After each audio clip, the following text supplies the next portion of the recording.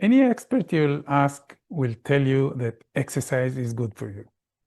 We should be moving more. We're a sedentary society and we just don't move enough. And there are a million studies about the benefits of movement.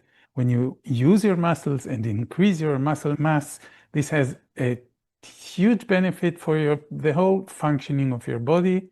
When you improve your heart and breathing capacity, your VO max, the maximum ability for effort, your heart health improves, you live longer. There's so much we can do. Any kind of imaginable exercise has been studied and shown to have some benefits. Walking is wonderful for you. Increasing your muscle mass is great for your health. Improving your heart and lung capacity, your capacity for effort will make you live longer and healthier. There's absolutely no doubt that exercise is necessary, is healthy, and we do too little of it on average. And all of this is measurable, is observable, is very specific. It looks at the body as an object for observation. You can look at these things in a laboratory, and the whole universe of our modern medicine is based on this, looking at the body as a functioning organism and finding out what makes it healthier. And then there's a whole bunch of other experts. They are not the same ones and they look at different things and they show you that mindfulness is wonderful for you. Being mindful, focusing, staying with your focus, observing yourself, meditating, having some control over this crazy monkey mind of ours is, again, very beneficial. It is good for your mental health, and it's also good for your body as a physical object. But somehow these two worlds are handled by different experts who look at different things. So in some way, we are losing the human being that we are, looking at ourselves as a whole. And there's very little talk about the combination of these two things. Keep your body healthy by moving and do it mindfully. And this is wonderfully beneficial, not just because you're catching two birds with one movement, just by moving mindfully. So you're doing exercise and you're being mindful at the same time.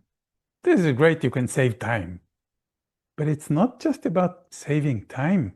It's about the holistic point of view of looking at ourselves as human beings.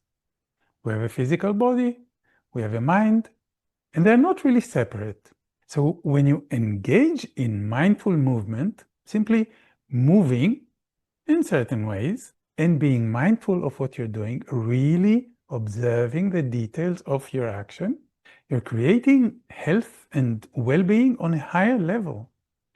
You're treating yourself as a whole. Because doing exercise is very often really mechanical. To build muscle, you should lift weights and just do your reps. Where your mind is, where your attention is not part of the equation. And many mindfulness approaches simply ignore the body or treat it as an object for observation. So when you take these two worlds and combine them and engage in mindful movement, you give yourself the respect that you deserve as a human being.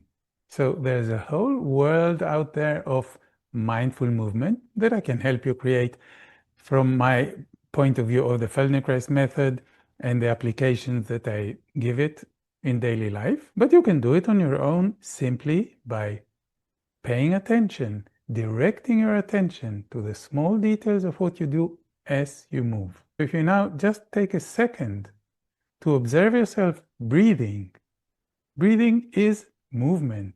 And if you don't pay attention to it, it happens automatically. And when you pay attention to it, you open up the possibility for learning, for change, for improvement. So give yourself a second and just observe your breathing. The moment you pay attention to it, it probably slows down because our automatic breathing is rather fast and superficial. And notice the movement in your belly. Is your belly button moving in space as you breathe in, as you breathe out? How do you create space in your lungs as you breathe in? Something must be opening up. Where does it happen?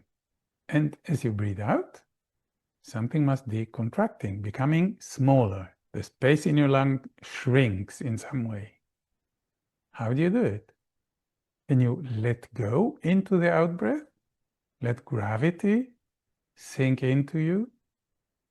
Or you can breathe out more actively and actually push the air out by sucking your belly in. It's an option.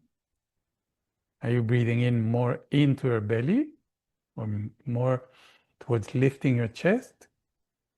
Both are possible. You can do both things at the same time.